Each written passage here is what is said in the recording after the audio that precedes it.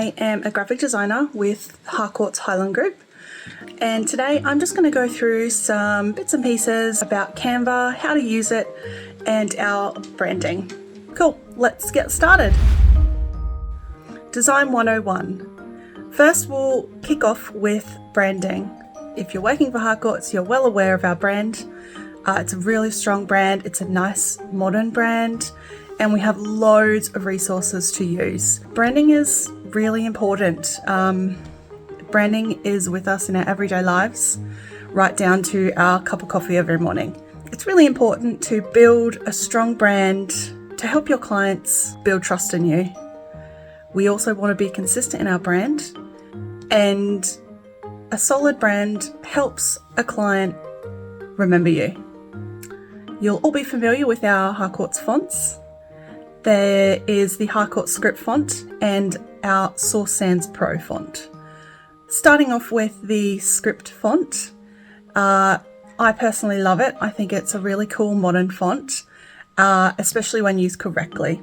So the correct usage, we like to ensure that you use the script font for single words only. So the reason for this is it really helps emphasize a word. You can see in my sample here, I've chosen the word branding for the script font, and you can see how on the page it stands out the most. When you use the script font in a sentence or more than a few words, it really loses its impact. So let's stay on brand and really save the script font for those words you really want to emphasize. The really important words, like your first name, perfect example of using the Harcourts script font, or just a word to highlight. So often we like to see the first word of a sentence or even the last word is a really good example of ways to use it. So if you have any questions on how to use the script font, get in touch. There's loads of examples out there for you to have a look at. The next font we'll talk about is Source Sans Pro. Source Sans Pro is our main font we use for all our text. So that's paragraph text, that's subheadings, headings, every sort of text you can think of, we use Source Sans Pro.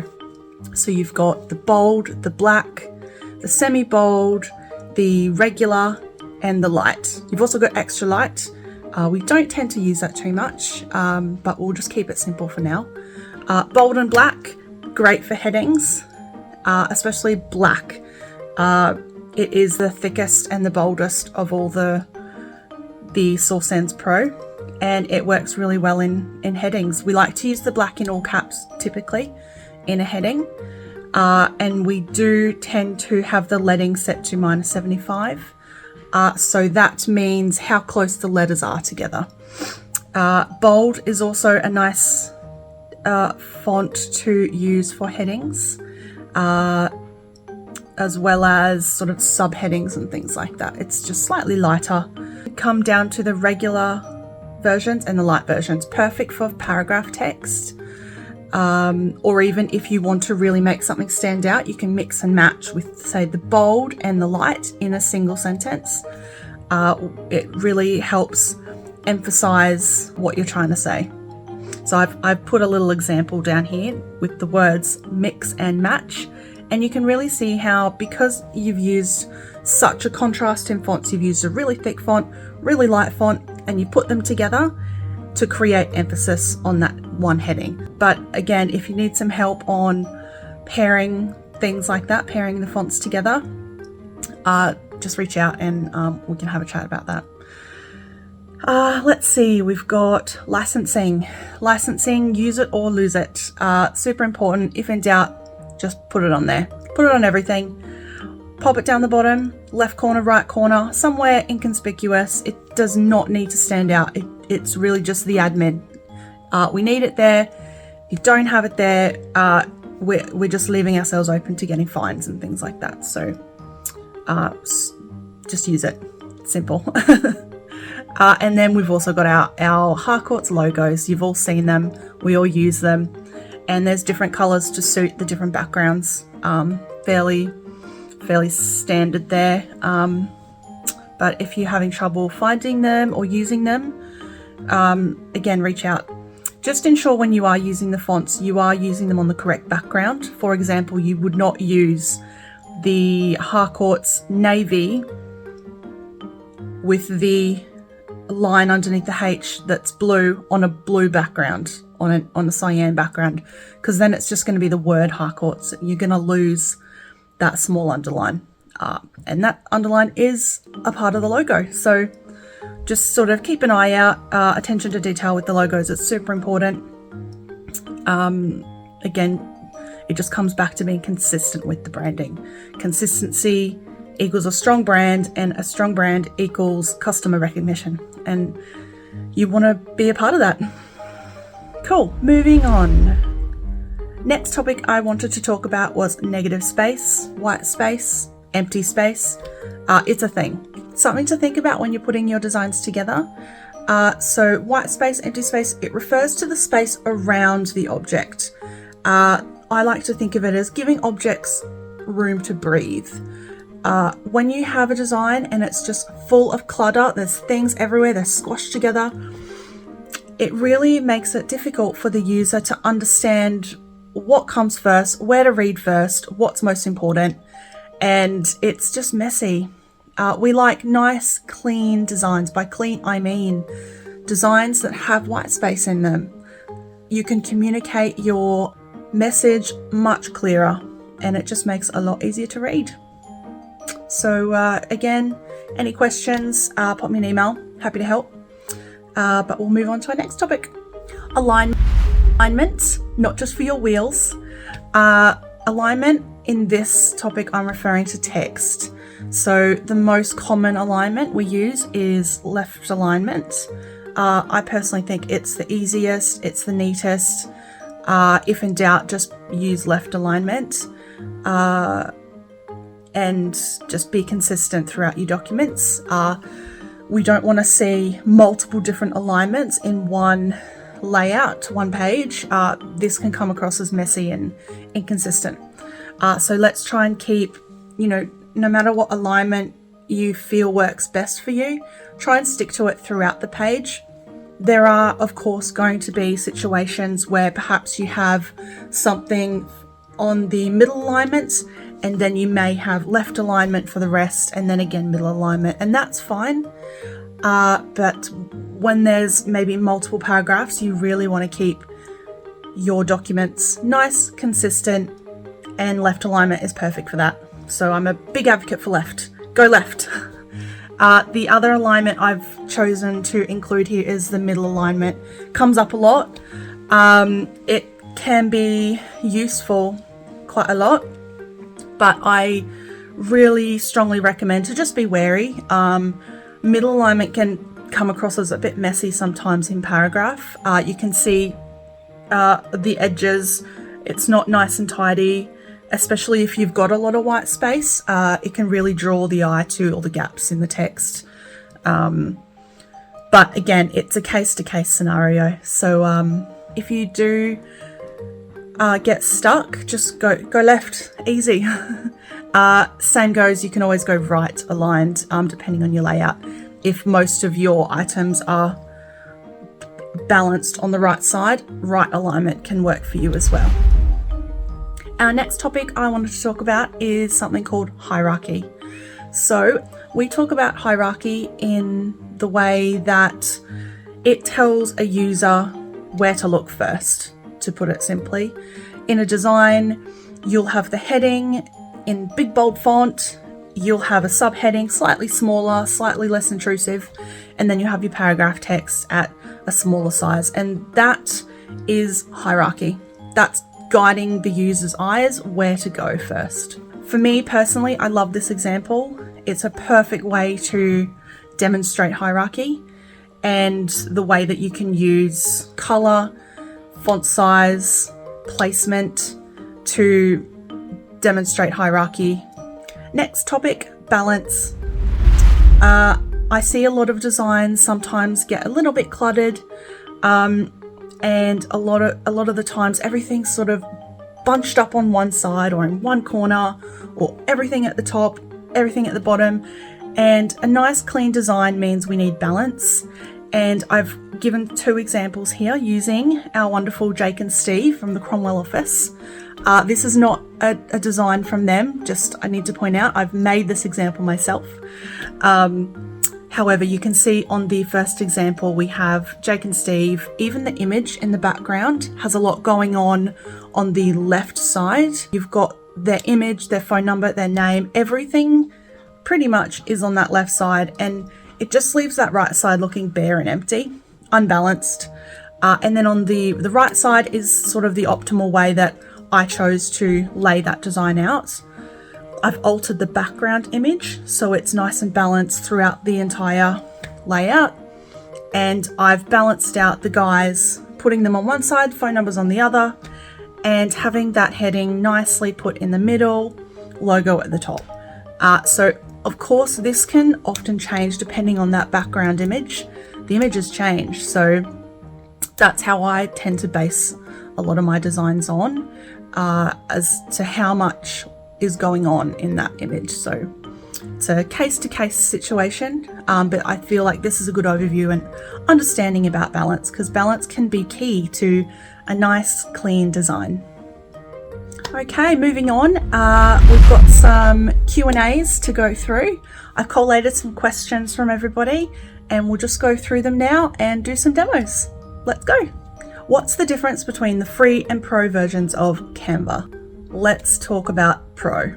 Pro, there's so many advantages. The main one that's going to affect you is uploading the fonts, our Harcourts fonts, I mean. So the free versions will not allow you to do that. And of course, our fonts are not a part of the standard set of fonts that you're going to find. Sometimes you will find our Source Sans Pro. However, you won't find the Harcourts script font unless you upload it yourself, which can only be done in Pro. So that is one great advantage. Another advantage, let's see, you can readjust the size of your documents after you've started.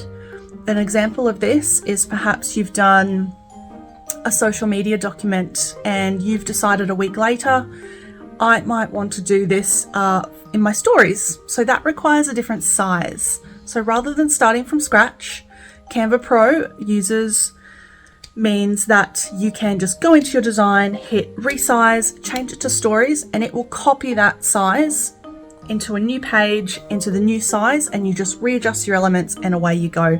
So much quicker than having to make a fresh design just because you need it in a different size. So really handy tip, that one. I use it all the time. Another big pro is you get access to so many free elements, stock photos, little assets, little icons and things like that. The photos is a big one. Any photo you do use from Canva means that it's a free photo and you can use it in your designs without any issues. Of course, you guys, I hope, all know that you cannot use images you find on Google unless you check first whether you have permission to use the image. The great thing about Canva is that just takes that away and you can just use your images without worrying about it. Really handy. Just type in a subject and it'll bring up all the options for them. Really awesome. Yeah. Another pro is you can schedule your social media posts. So if you say want to get ahead of the game, you can schedule say 3 or 4 to go out in a week's time. Really handy tool. Straight onto your social media, Facebook page and Instagram. The Pro account is only $19.99 a month NZ dollars. It's a bargain for what you get from it. If it's a tool that you are using most days, I'd strongly recommend that you guys make the switch. This is merely just a suggestion that's going to help you guys in your day-to-day. Either way, you can use Canva. Pro's just going to help you along. It's just going to make things easier. Pro, you can set all your brand colors and fonts, so it's a lot easier to select things. Just makes your workflow a lot easier and quicker. How do I create a document from scratch? This really comes into play with Canva Pro. So creating a document from scratch, of course you can do that in the free version. However, you are limited by the Harcourts brand. So creating any documents, you need the fonts. There's no way around this. And if you don't have them uploaded, you cannot create a document from scratch. It means you will have to continue from one of our many templates we've created, and there's loads of them. So this question is really for the pro users, but let's get into it. Creating a document from scratch, super easy. Top right corner, you'll see a button, create a design. Let's click that. And it will ask you what type of document you want to make. So there's a lot of suggestions here, or you can type in from the beginning the particular size you'd like. So let's say we want to make an Instagram post. Simple as that. It's a pre-made size there. So I clicked on that. It's brought up my blank canvas ready to design. So that's pretty much it. That's a nice and easy one. Next question is, how do I get my photos into Canva? We've still got our blank square from the previous question. So let's say we want to drag a photo from our property folders, the Z drive, what have you. Simply open up your files. I am working just on my laptop at the moment. I'm not going to demonstrate where files are. You guys know where your files are. Just simply navigate. I'm going to pick something out of my Dropbox. I'm going to pull in this photo here, and by simply doing that, there's two ways. First way, I'm going to find the image I want. I'm going to highlight it, and I'm going to click on my mouse, hold, and while I'm holding down on the mouse, I'm going to drag into Canva and drop, like by letting go of my mouse. And you can see over here, it's uploaded my image. Super easy. You can also do this with multiple files at the same time. So by doing this, I'm going to click and draw a invisible square over 3 documents. And same thing, I'm going to click my mouse down and hold down while I drag over into Canva and drop by letting go of my mouse. And there we have it. It's uploaded all 3 of those documents for me. So easy. Now the second way, if sometimes it can be tricky if you're using maybe like a trackpad on a laptop, or everyone has their own ways of doing things. So the second way is simply to, over here on the left hand side, upload media, and it's going to bring up a box and ask you where you want to pull your documents from. So you just want to highlight, click open, and again, it's just going to upload it for you. So those are the 2 ways. Super simple, super easy. And there we have it. We've got some photos in Canva. How do I place one element behind the other? So this refers to layering. So let's get into it.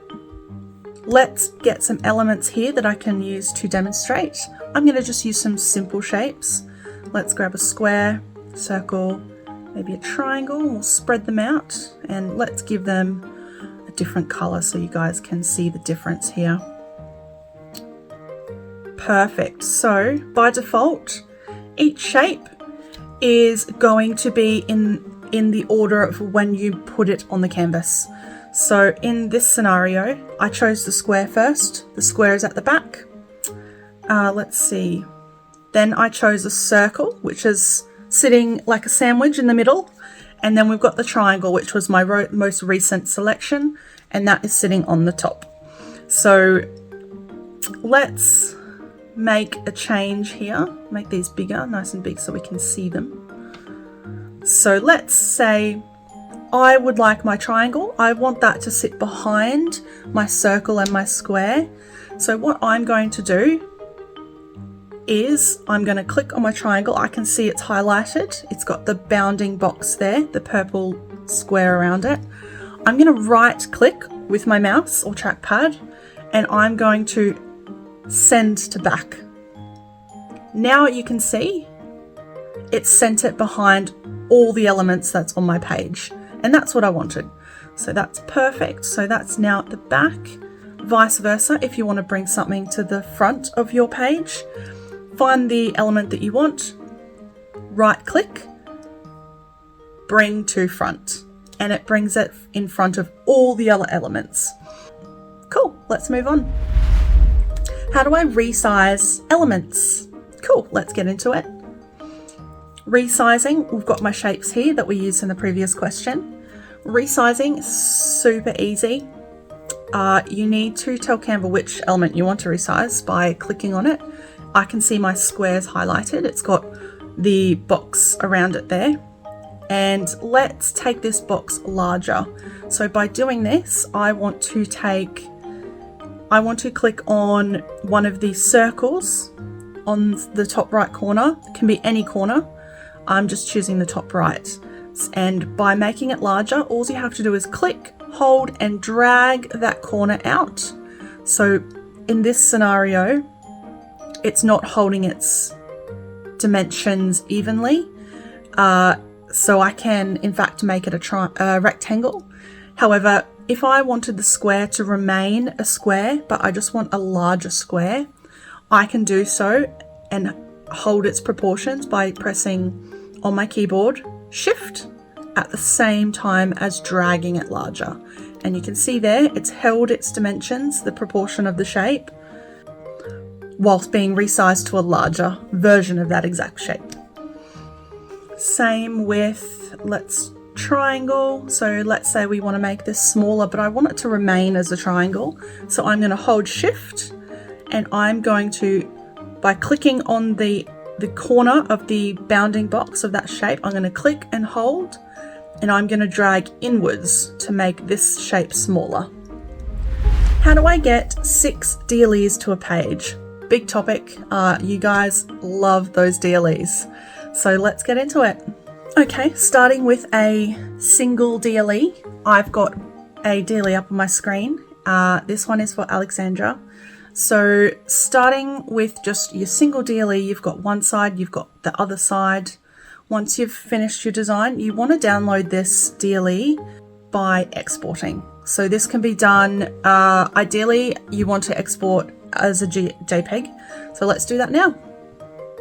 So I'm going to hit download, and I want to change this to JPEG. Just makes life a little bit easier. This was what I was referring to in the Pro account. I can make this bigger, nicer quality. For the purpose of this, it's not a biggie. It's just a habit that I've gotten into. So another thing to point out, if you have multiple pages in this layout, you want to select just the 2 sides that you need. So this particular only has the 2 sides, so I've selected all and done, and now I'm going to download. So we'll wait for that to download, and then I'll go in and grab them, and we'll move on to the next part. So now we have our downloaded DLE. So now I'm going to go in and grab that. So I'm going to go into my downloads folder, because by default that is where Canva will typically download those to. So I've got my DLEs here, as you can see. I'm going to highlight them similar to an earlier demo that I did. I'm going to highlight them both at the same time. I'm going to click on my mouse or trackpad. I'm going to hold, and I'm going to drag over into Canva and drop those designs. Then they're going to load up in my uploads panel. And now I'm going to drop them into my DLE template. So I have provided this previously. However, if you don't have a copy, get in touch and I will send it to you. Super easy. You can get started by simply pick one side of the design, and you want to, at the same time as when you're going to click, you want to drag it, drag over the top of one square. Easy, right? So click and drag, next square, and we'll do this for all 6. So we'll go over here, next one, and now we have one page of 6 DLEs. Perfect. And we just repeat with the reverse side of the DLE. So we'll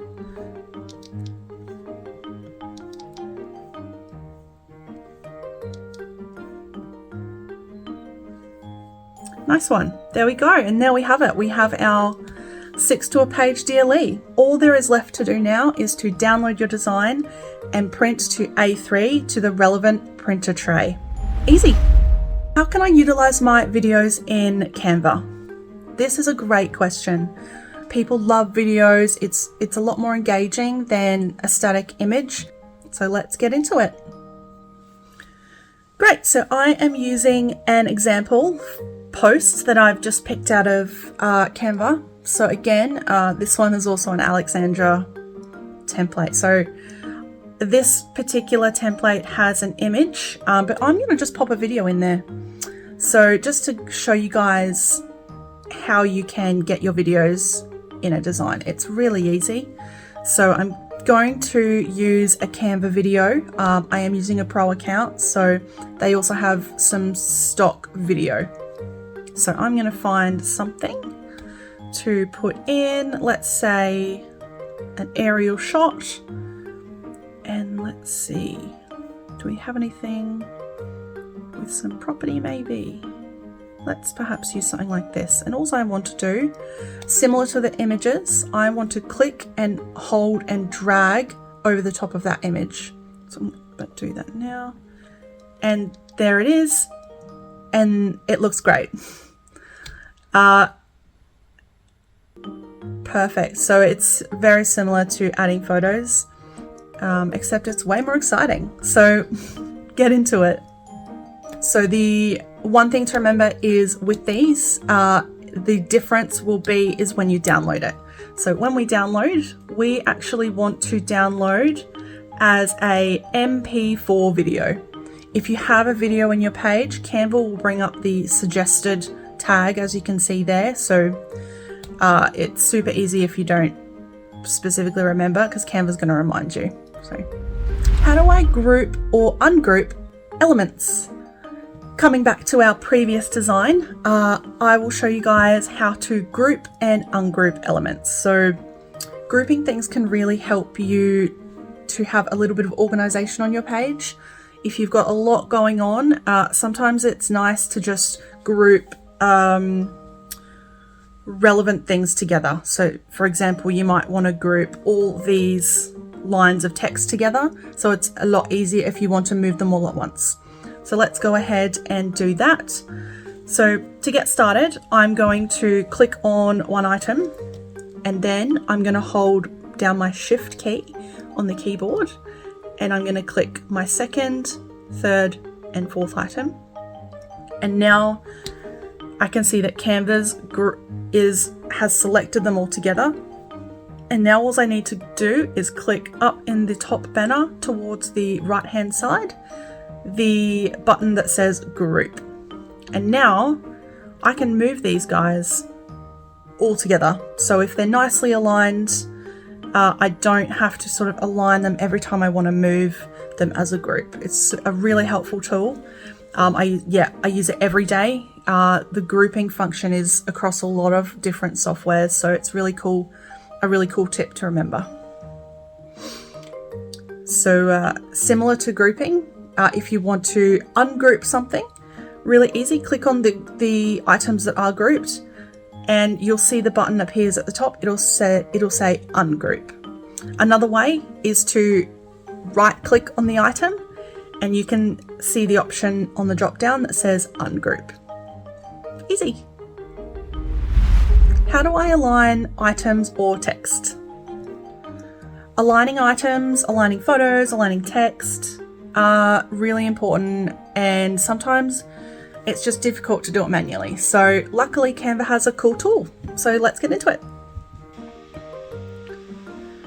So we're going to go through now how to align objects. Really easy. Again, I'm using a design that you've seen in the previous demo. So I'm going to align the text here. So really easy, similar to what you've previously seen. I'm clicking on one item and I'm holding down the Shift key. At the same time, I'm going to click on all the items I want to align together. So I want to do two different alignments here. I want to align to the left, and I also want to align the space in between each line. So let's start by aligning to the left. So now that they're all selected, I'm going to go up to position. You can see on the top bar here, and I want to, under align elements, I want to align them to the left. And And you can see now Canva has aligned them all nicely for me. However, it's still a bit gappy. So I also, while they're all highlighted, I want to vertically align them. So that's referring to the space in between each one. So let's go there, and you can see the space in between here is nice and even. So it's nice and tidy. How do I lock or unlock elements? Locking and unlock elements, you guys might have noticed occasionally when templates have come through, and I lock things sometimes to make just life a bit easier, because some things just don't need to be changed. So I like to lock them just to make everything easier, so you don't move it by accident or delete it or something like that. So let's get into it and look at how to lock something. So here we are, same design, and let's get locking. I want to lock Andrew down here, I think. So super easy. I've clicked on Andrew, and now up on the top here, you can see a padlock. You can see the padlock is open, but I want to close the padlock and lock him down. So now if I click on Andrew, I can't actually move him anywhere. I can't delete him. I can't do anything. And to unlock it is just as easy as locking. So when an item is locked, it's telling me that by showing me this icon down here. So to unlock, simply head up to that padlock and unlock. Easy. Lucky last question. How do I export my finished design? So we touched on this previously. However, let's run through it one more time. So let's run with this design we were just looking at before. And let's say we want to, see it's got a few here, so this is a great example. I really just want to export this top one because it's the only one I was working on. So I want to go up to share, top right corner, and let's go to download. Now again, it's suggested to me that I want to download this as a MP4 video, so that's great, it's come up. And it wants me to select the pages. So in this scenario, I only want to download the one design. So I'm clicking on page 1, done, and now I just hit download.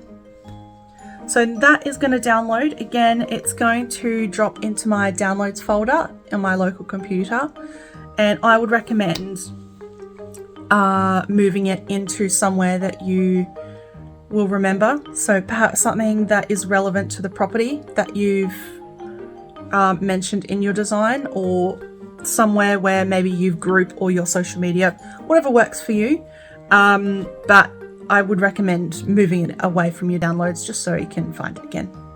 Okay, so it's finished downloading. So let's go find it. So I'm going to head into my downloads, and there it is there. So there we go. Now this one's a video, so, and there it is there, playing, lovely, ready for you to post on your social media channels. Perfect. Well, that's it everyone. Thank you so much for tuning in. I've had lots of fun planning this session with you. I love answering your questions. I love giving support. So if there are things that you are still struggling with that's not covered here, please reach out and I'll try and cover it in a future video. But until then, good luck, get into Canva. But yeah, if you do have any questions, shoot me an email. I'll try and get to them. But yeah, have fun.